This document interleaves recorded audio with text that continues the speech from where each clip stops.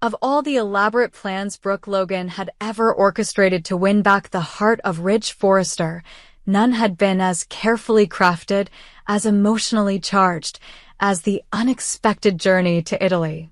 With a delicate touch of nostalgia, she wove a plan that would bring them back to the sunlit cliffs and glittering seas of Amalfi, back to a place where, once upon a time, their love had burned the brightest. Ostensibly, it was a business trip, an exploration of new fashion inspirations for Forrester Creations. But beneath the polished facade, Brooke's true intentions simmered with the heat of a long-suppressed longing to rekindle the embers of their past and remind Ridge of a bond that had once seemed unbreakable. When Ridge hesitated, Brooke pressed, appealing to his creative spirit, to their shared memories, to the simple beauty of escaping to a world far removed from the endless complications of Los Angeles. Finally, Ridge relented. Unbeknownst to them both, however, Taylor Hayes had caught wind of Brooke's manipulations. Fearful of losing Ridge forever, Taylor booked her own ticket to Europe, determined to shadow their trip and, if necessary, intervene before Brooke could weave her spell. Italy embraced them with its timeless beauty. The golden sunlight spilled over ancient streets. The sea whispered promises to the shore. Brooke moved through these backdrops like a woman reborn, each glance at Ridge thick with unspoken history. She arranged for a private dinner overlooking the cliffs, a sailboat ride across sparkling waters, even a casual stroll through the vineyards Ridge had once said reminded him of paradise. Taylor, following from the shadows, seethed with a rising tide of desperation. Her plan was simple: confront Brooke, confront Ridge, tear down the fantasy before it could harden into reality. But destiny, cruel and unpredictable, had its own plans. As Ridge and Brooke boarded a small private plane intended to take them from Naples to a boutique resort near Amalfi, the weather, which had been so serene, turned malevolent. Angry clouds swarmed the sky, winds howled through the mountains, and the sea below churned like a living beast. Barely 20 minutes into the flight, turbulence rattled the plane. The pilot fought valiantly against nature's fury, but the storm was merciless. On the cliffs overlooking the coast, Taylor watched in helpless horror as the distant glimmer of their plane suddenly dipped, twisted, and then disappeared. A few horrifying moments later, a plume of smoke rose from the water's edge, staining the sky like an open wound. Emergency services raced to the scene.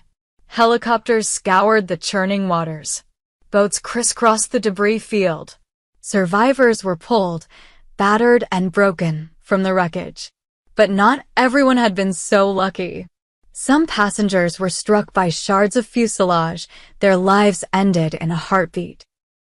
Amid the chaos, Brooke was found alive, her injuries surprisingly minor scrapes, bruises, a slight concussion.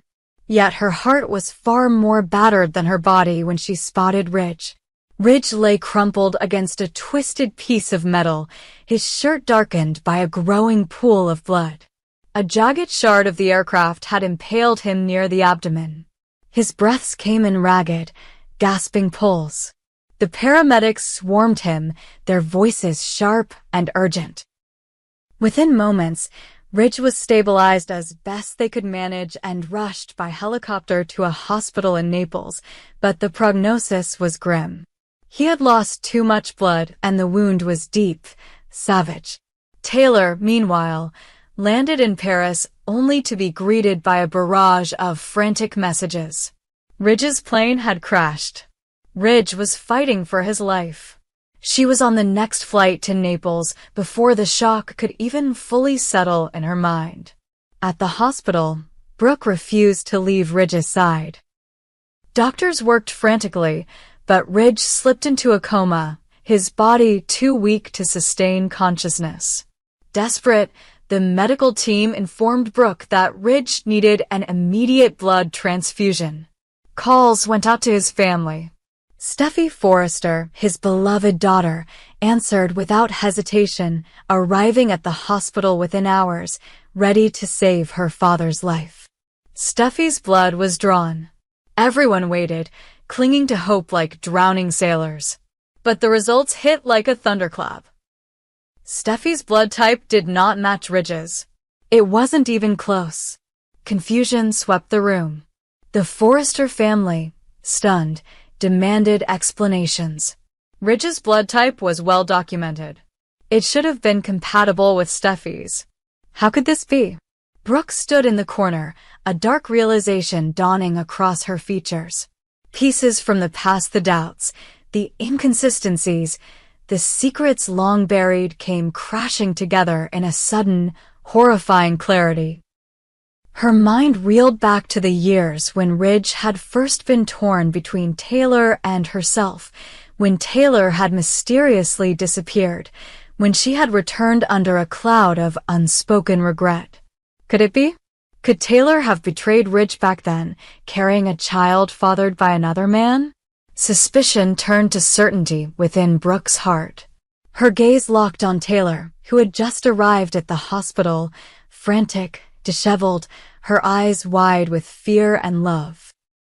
Brooke's voice, though shaking, rang out like a sword being drawn.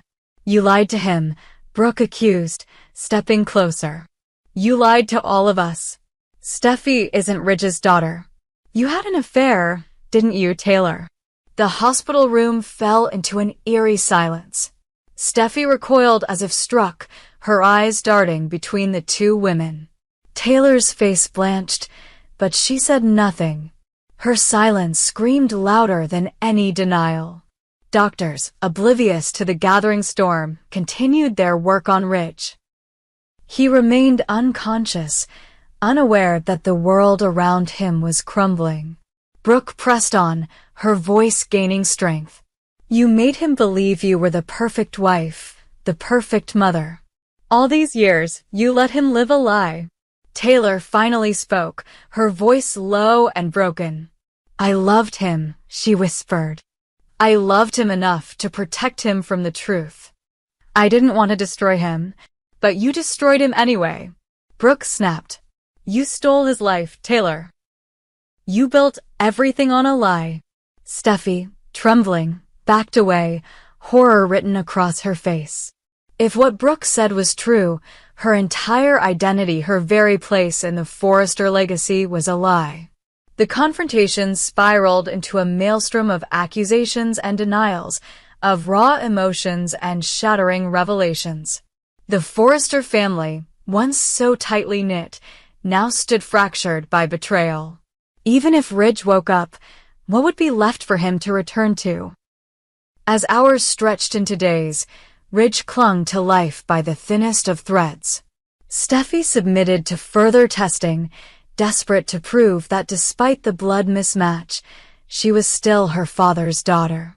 Brooke, relentless, ordered her own private investigation, determined to uncover every secret Taylor had buried. The media caught wind of the crash and the subsequent drama. Headlines screamed of Forrester scandals.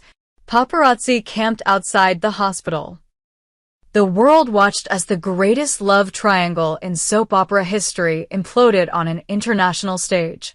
And through it all, Brooke never left Ridge's side. Night after night, she sat by his bed, whispering memories into his ear, praying that somewhere deep inside, he could hear her. She told him of Italy, of their love, of second chances. She promised him that if he just opened his eyes, they could leave all the pain behind. Taylor, banished to the fringes, fought to hold on to what little she could salvage, knowing in her heart that if Ridge woke up and learned the truth, she would lose him forever, not just to Brooke, but to the weight of her own sins. And then, one fateful night, Ridge stirred. His eyelids fluttered. His hand twitched. The monitors beeped urgently. Brooke leaned in, tears streaming down her face. "Ridge," she whispered, her voice cracking. "It's me. It's Brooke. Come back to me." Slowly, painfully, Ridge's eyes opened. He stared at the ceiling, confused, lost. But then his gaze shifted, finding Brooke. A flicker of recognition. A flicker of love. And somewhere in the depths of the hospital, as Taylor wept alone, a single, inescapable truth crystallized. The war was over. Brooke had won. But at what cost? And could Ridge ever truly forgive the betrayal that had shaped his life? Only time would tell. Brooke Logan had never been a woman who played fair when it came to matters of the heart, and especially not when the heart involved Ridge Forrester. As Ridge lay comatose in a sterile hospital room in Naples, hovering between life and death after the devastating plane crash, Brooke found herself digging into every corner of Taylor Hayes' past. Her mind, already poisoned with suspicion after discovering Steffy's blood type didn't match Ridge's, craved proof that Taylor had betrayed Ridge years ago. Brooke was determined not only to reclaim Ridge, but to destroy every lingering illusion that Taylor had ever been his true soulmate. Her search soon bore fruit. Records from Paris, a series of old photographs and whispered rumors among Parisian socialites led Brooke to an undeniable truth. During Taylor's supposed period of grief and healing after Ridge's initial betrayal, she had not been alone. She had been intimately involved with Thorne Forrester, Ridge's own brother. Their relationship, far from being a brief companionship, had been deeply passionate. Worse, there were hints that Taylor had considered a future with Thorne, possibly even while she was still married to Ridge in her heart. Fueled by righteous fury and the belief that she finally held the smoking gun, Brooke wasted no time. She marched into the hospital, past the worried faces of the Forrester family, past the pitying glances from nurses and staff, and into Ridge's room where Taylor sat vigil at his bedside. Brooke didn't even attempt subtlety. Her voice cut through the sterile air like a blade. "You really think you can sit there like the devoted wife," Brooke hissed, "when the whole time you were in Paris, you were sharing a bed with his brother?" Taylor's head snapped up, her face a mask of disbelief and horror. Gasps echoed from those assembled. Brooke pressed on, refusing to give Taylor even a second to recover. "You paraded around Paris with Thorne while pretending to mourn Ridge. You didn't just betray him, you made a fool out of him." Taylor stood up slowly, her body trembling, but not with shame, with rage.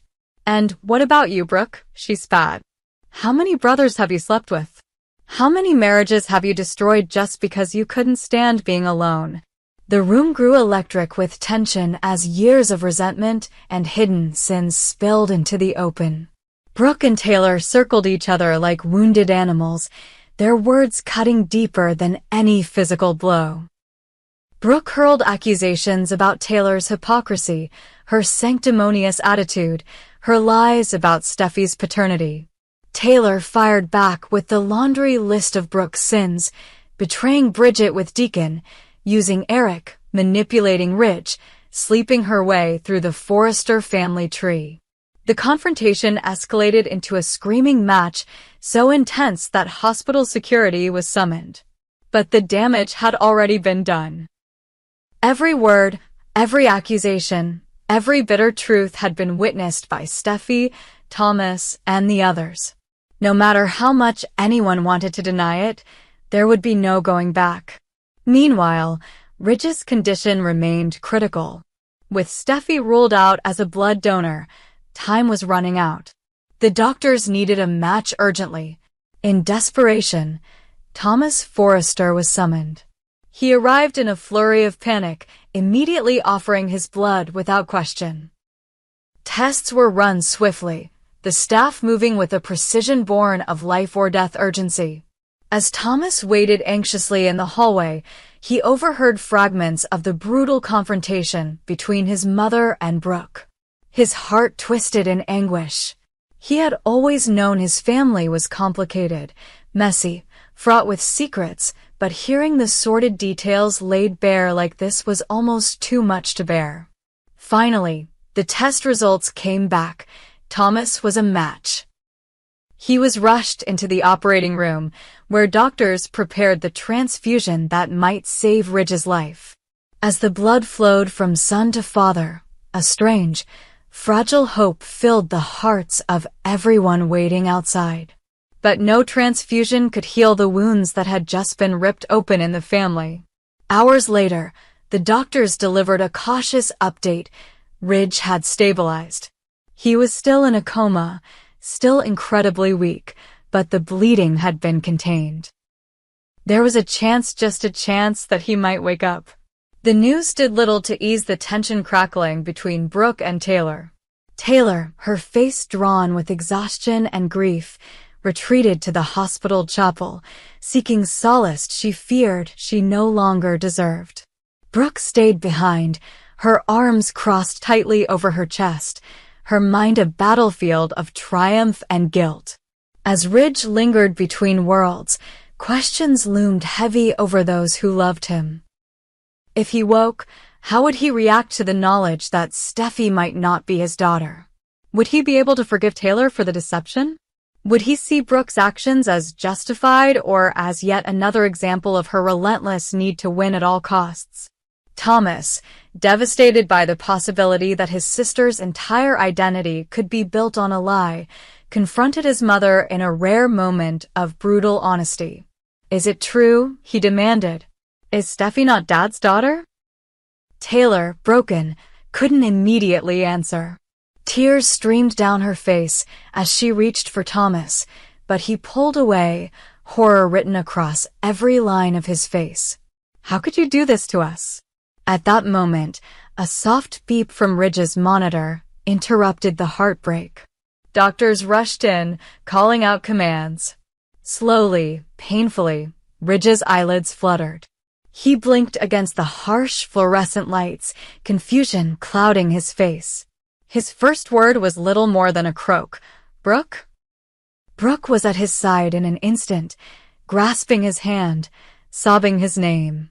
Taylor lingered in the doorway, paralyzed by the knowledge that the man she loved might never look at her the same way again. Ridge's recovery was slow, arduous. Physically, he improved. But mentally and emotionally, he struggled to piece together the fragments of what had happened. The truth about Steffy's blood type couldn't be hidden for long. Eventually, Ridge demanded answers. DNA tests were ordered. Results arrived. Confirmations were made. Steffy Forrester was not biologically Ridge Forrester's daughter. The revelation shattered Ridge more thoroughly than any plane crash ever could. He withdrew into himself, grappling with a loss that transcended blood and biology. Steffy, despite everything, was still his daughter in his heart. But knowing the truth changed everything. Taylor begged for forgiveness, explaining that she had been confused, that she had loved Ridge even when her world had been falling apart. She admitted to her affair with Thorne, confessed that fear and shame had kept her silent. But her words rang hollow against the enormity of her betrayal. Brooke, meanwhile, positioned herself as Ridge's unwavering source of support. She nursed him through his recovery, whispered promises of a new beginning, of a future built on truth. Yet even as Ridge leaned on her, a part of him recoiled. Had Brooke truly revealed the truth out of love? Or had she simply used it as a weapon to finally destroy Taylor once and for all? Ridge stood at a crossroads, battered by betrayal on one side and manipulation on the other. He had loved both women in different ways, at different times. But now, with the lies exposed and the illusion shattered, he faced a future more uncertain than ever before. As the sun set over the Italian coast, casting long shadows over the hospital, Ridge stared out his window at the endless, unknowable sea. Somewhere out there was the answer he craved, the truth about love, loyalty, and forgiveness. But for now, all he had was a broken heart, a family in ruins, and a choice that could redefine the rest of his life. Would he cling to the comfort Brooke offered, despite the way she had manipulated his pain? Or would he find it in his heart to forgive Taylor, even as the memory of her betrayal cut deeper than any physical wound? Only time would tell. And in the world of the Forresters, time had a way of revealing everything eventually.